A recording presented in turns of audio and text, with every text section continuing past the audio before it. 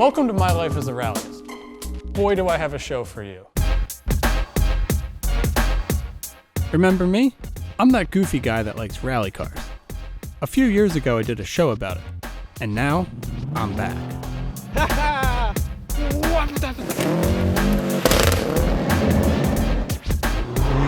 there's the Evo. Things are going to be a little bit different this year. I'm not building a car for rally. I'm sharing 10 stories with you of experience and culture. If you remember from the first series, I had a 2002 Subaru Impreza. Well, it's been sitting for a while, so this first story is about getting it back to SCCA club events. And that story starts back at Broken Motorsports.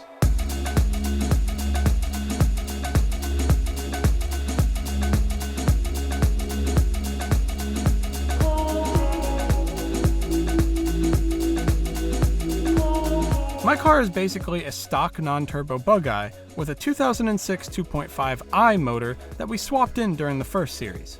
Tonight I brought it to the shop to custom fit some old KYB AGX struts and king springs off an earlier model car with my friend Justin Hinman. The fronts bolted in fine, but the rears didn't quite line up at all. So we had to drill new holes for the top hats in the rear. Quickly, we threw the suspension together and mounted tires. Once again, I was ready to get back out racing. There are new events on the horizon, starting with the Winter Rallycross in Kempton, Pennsylvania. And for a small investment, my car was driving better than ever. Oh snap! There it is. Holy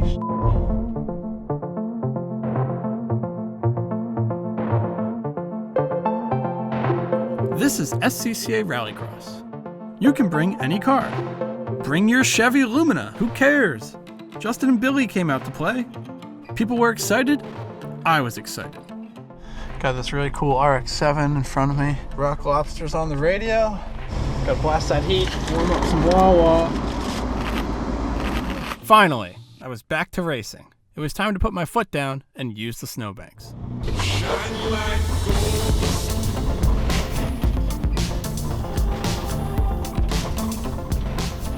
So we're back out in Kempton. I have my car for the first time in about a year. So I'm whacking snowbanks. It's just perfect SCCA Rallycross setting. The snow is awesome. The track's a lot of fun, and we're just having a blast.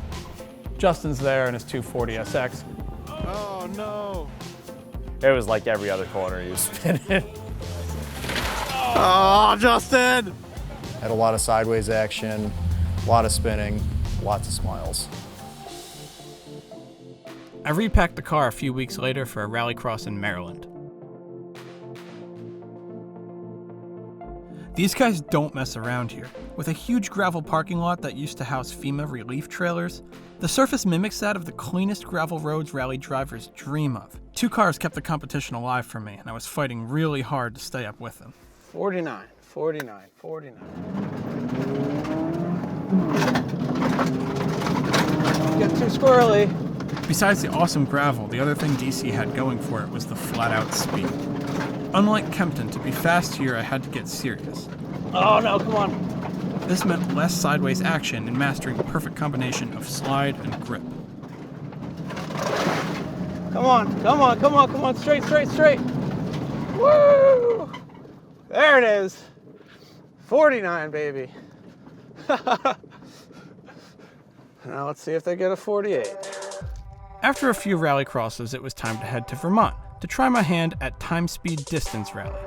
However, when I got to the hotel, I realized I already made a mistake. I thought the race started today at 2:30, but if we look outside, I am the only Subaru. So I went off exploring Burlington, killing time awaiting the start of the infamous Vermont Winter Challenge Rally. Vermont Winter Challenge is a 12-hour time-speed distance rally, in the snow and all night. This one has a reputation. The speeds are fast. There's plenty of snow. I did it in 2012 with my Toyota pickup and pretty much ended up last, lost, and out of gas. A lot of guys opt for driving lights, but I decided just to not go with it. In short, time-speed distance rallying is based on precision. Think of it like performance rallying, but for nerds. The goal here is to calculate average speeds and navigate appropriately in order to try to match a given time. right, do not shortcut. Are there tracks going right there? The closer you get to the goal time on each stage, the better you score. It's fun to use navigation and to use math and to figure it all out, because when you get to that minute and you hit that mark, man, I do a little dance. I love it.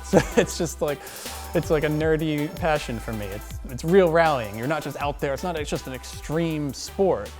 You're doing it for the sake of navigating and timing, and from a driver's perspective, from a co-driver perspective, it's addicting in its own little way. On my way back home from Vermont, my clutch stuck flat to the floor. I limped it home, and a few weeks later I hired my partner Sherry to follow me back to Broken Motorsports to assess the damage. As soon as we start, we're going to be moving right away. This meant driving the car into the city without a working clutch. Literally just shoving it into gear. In rural areas, this is no problem. In traffic, well, that's a different story.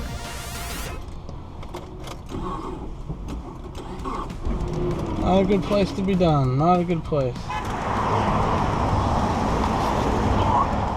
Car's not starting. I'm trying to bump start it. I'm pressing on the gas, nothing.